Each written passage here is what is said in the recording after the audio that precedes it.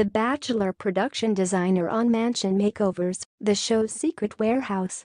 Rose ceremonies, cocktail parties, the Bachelor mansion, and the all-important proposal platform when it comes to creating the look of The Bachelor and its various spin-offs. Production designer Angelic, pronounced An-je-leek, Rutherford does it all. After starting her career as a scenic painter and set builder, she moved into reality TV production design, including MTV's Real World Road Rules franchise, before arriving at Casa Bachelor in 2004 for Jesse Palmer's season. I interviewed Rutherford in the mansion's art room, where props of all kinds, including the long-stemmed red roses, are housed during production.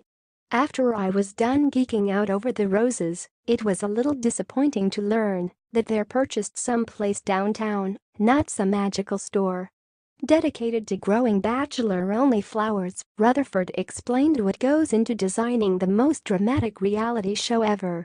Yes, we change up the whole color scheme and the textures, and repurpose some furniture, recover a lot of pieces, and repaint the house. There's probably, I don't know how many layers of paint on these walls.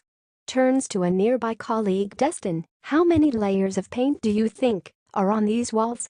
20-something? Maybe 6 layers a year. But we paint it back when production ends. There's a whole lot of paint on the walls in this house.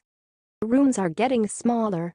Laughs. Everything's recovered, reupholstered, redesigned to fit the personality of the Bachelor or Bachelorette. This season we kept it casual but elegant and fancy enough to be able to shoot the cocktail party at night. You have a house full of girls living here, they're hanging out on the couch, the same couches in the mixer room that they're on right now, but they're using them in the daytime. They're eating lunch, hanging out on the couches in their bathing suits, their casual wear, but then that whole room has to transform into a formal night for the cocktail party. Bit of a tricky design, but it's fun to come up with the different looks. Things are purchased, but I would say about 80% of the stuff is custom made. We could find something at a flea market or an antique store and rework it. The rose ceremony room doubles as a sitting room during the day. It all goes into a warehouse. Yeah. Laughs. It's a big warehouse that we store all kinds of stuff in, from couches to dining tables and chairs and bunk beds. We have a couple of day teams that hopscotch to the locations and they design the dates. And then my team has the cocktail party location and then the rose ceremony locations.